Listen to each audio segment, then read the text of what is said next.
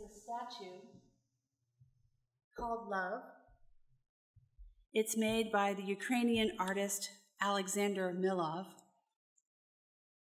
and it was created for an arts festival called Burning Man.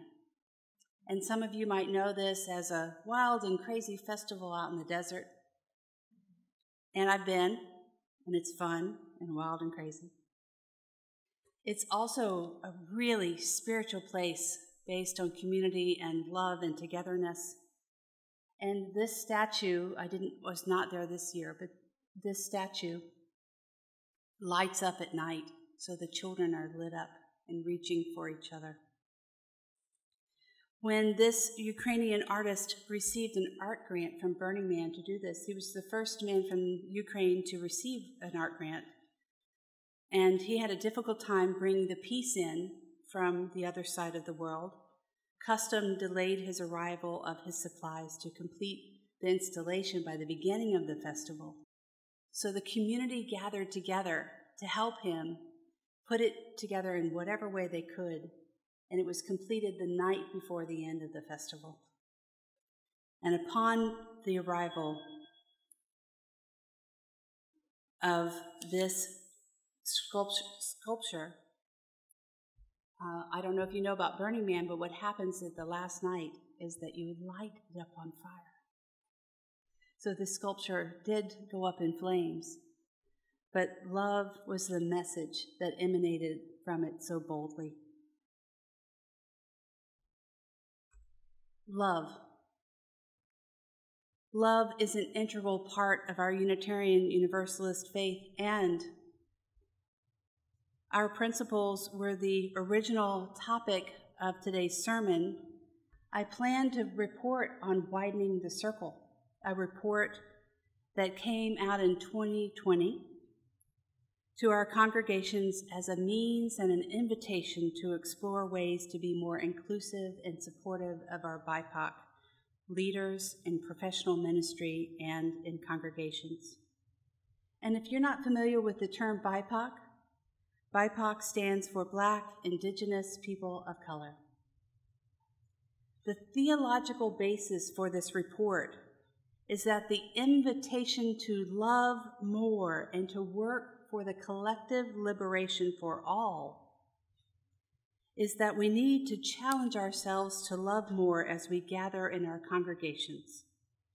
And in so doing, by supporting those who have not been supported in the past, many in the BIPOC community and also in the LGBTQ community, to support those communities and hold them up as primary focuses for a while is an invitation for all of us to love more, to reach deeper into who we are, and to understand more about love. Black activist and writer Lilla Watson boldly states, "If you have come here to help me, you are wasting your time. But if you have come because your liberation is bound up with mine, then let's work together." This is the invitation that we are given to widen the circle and to consider the support and adoption of the things that we need to understand how to love more. Another level of that invitation is to consider the adoption of the 8th principle. I know when I was a child, there were 6 principles, and then in the mid-'80s, there was the inclusion of a 7th. It's been a long time since our principles have changed, and for many it feels as if we don't have the freedom to change it again. They feel cemented in our identity. Yet this 8th principle calls us to love in action in a way that the other principles don't.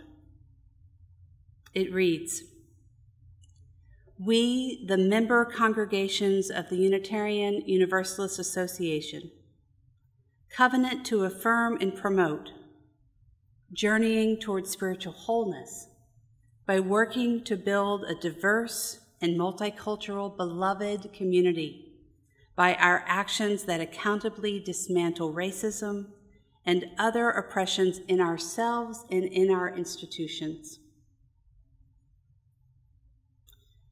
We are called by Chris Crass, a UU leader, to boldly answer this challenge with a resounding yes. He writes, to become an anti-racist faith community, the key question for a white majority community is not, how do we get more people of color to join our faith community? It is instead, how can we make a prolonged, spiritually rooted, engaged commitment to uprooting white supremacy within our community and take ongoing collective action to challenge it in society itself? Our goal, he writes, is not to have white people sit along a person of color to affirm that these white people aren't racist. Our goal is to build and be a part of beloved community, united to end structural oppression and unleash collective liberation. Our goal is to join our hearts and our minds to the task of destroying white supremacy in every worldview, every policy, every law and institution, and every governing body of our society. For me, this is the call to love itself. Love is at the core of our principles, and I need and want to become more loving.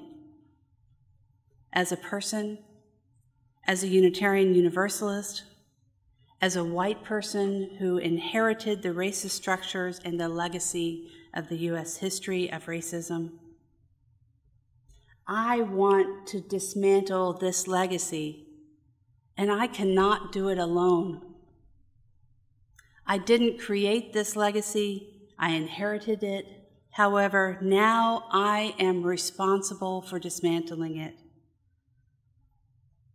I was moved by the description of this structure by Isabel Wilkinson in the book Caste, The Origins of Our Discontents.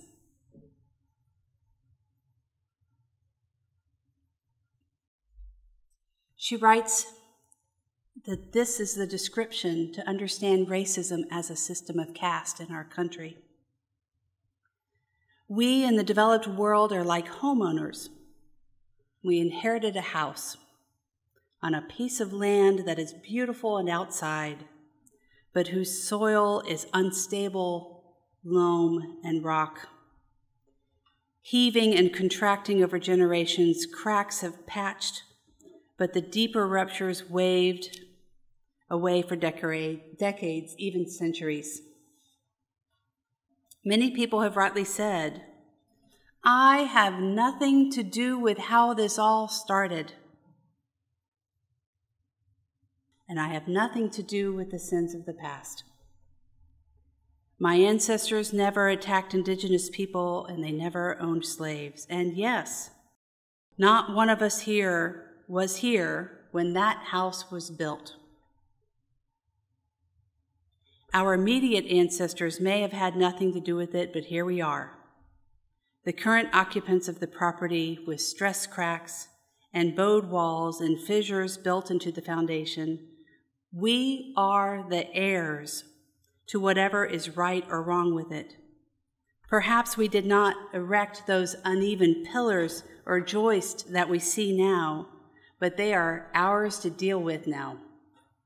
And any further deterioration is, in fact, on our hands. Like other houses, America has an unseen skeleton, a caste system that is central to its operation, as are the studs and joints that we cannot see in the physical building of that house. This house we call home. Caste is an infrastructure of our divisions. It is the architecture of human hierarchy, the subconscious code of instructions for maintaining and in our case, a 400-year-old system of caste. It is like holding up the X-ray to the light. I know that part of my understanding of my story, of my ancestors, is the blending of two family lines. One line were abolitionists who came from New England, who were Unitarians. I'm a seventh generation Unitarian. I'm proud of that. I also know that on my father's side, his family went back to Pulaski County, Tennessee. The Dupree family were slaveholders at that time. And I was given a bracelet when I was a child. It was the handle of a silver spoon with the calligraphy D for Dupree on the spoon. I have it still, and I will keep it, and I will share it with my children, not in honor of that family history, but as a reminder that our family stories are embedded with all sorts of skeletons that we might want to not know about. I know that there was a time in which I wanted to talk to my aunt who gave me that bracelet about learning about the history of the family. And she said, no, that was not the case. And yet, if you look online, you can see published records of information from the families that were from the sharecropping families talking about their families who were owned by that family prior. So I have actually printed them out and sent them to her, but she didn't want them. We can only take in so much of understanding this house in which we live in when we open our hearts to love, to understanding. In this time, this week, as we hold up all these issues of war and opposition to supporting trans and non-binary children, and these bills going through to the House, hopefully they don't go through and become law.